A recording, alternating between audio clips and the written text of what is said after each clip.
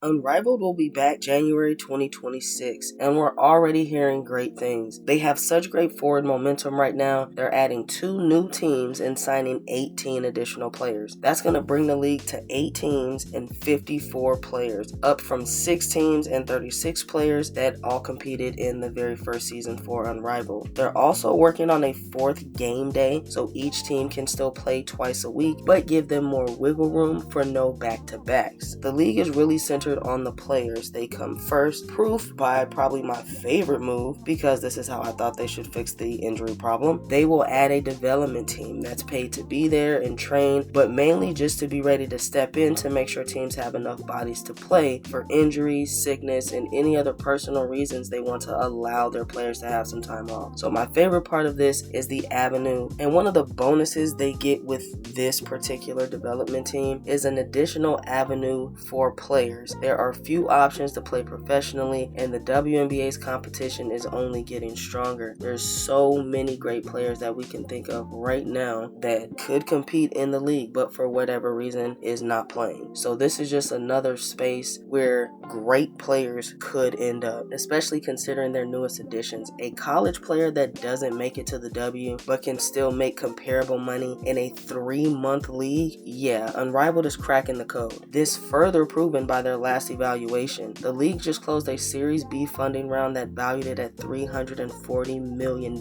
capturing names like Serena Williams, Warner Brothers Discovery, Sam Rappaport, and even Trae Young. The wildest name missing? The WNBA. It's insane to consider they had a chance to own a piece of Unrivaled probably very early on. This is the very same league that is under the thumb of the NBA and is probably tasked with finding their own money that the NBA does not control. With these leagues being so appropriately complementary, it really could have worked. Just looking at the players they've signed over the next few years is impressive, mixed with wanting to be a part of the future. Unrivaled has signed today's WNBA stars and tomorrow's stars by signing NCAA players. They're boasting players like Flo J, AZ Fudd, Sarah Strong, Malaysia Fuwali, players that are popular and recognized by that fan base. So even if you don't make it to the W, you still have fans that are going to follow you to Unrivaled. That first season allowed them to market this to some of tomorrow's greatest players as the next best thing rolling, and they're already ahead of schedule. With the second season right around the corner, Unrivaled has already announced they're adding 2 additional basketball clubs, Hive Basketball Club and Breeze Basketball Club, with both of them having 6 players, along with the season-long development pool of 6 players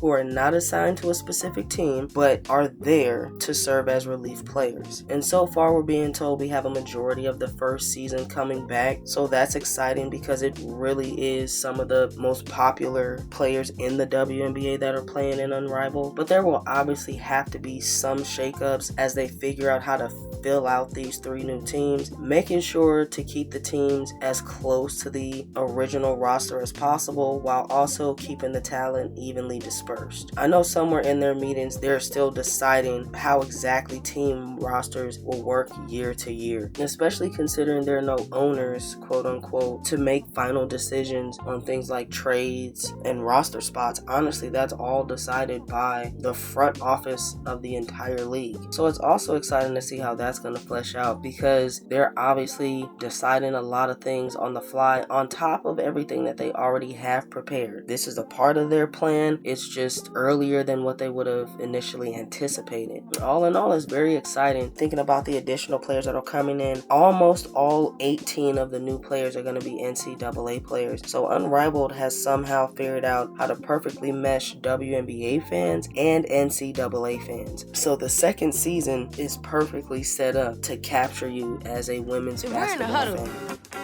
Coach is drawing up the play for me. Nah, but if we need a 3, I'm taking it. I'm pulling it as soon as I cross half court. I mean, if we want the best chance to win, the big four need to take the shot. Real quick though, who just won a national championship? here we go. I don't care, bro. I'm taking the shot. Don't forget to like and subscribe, players.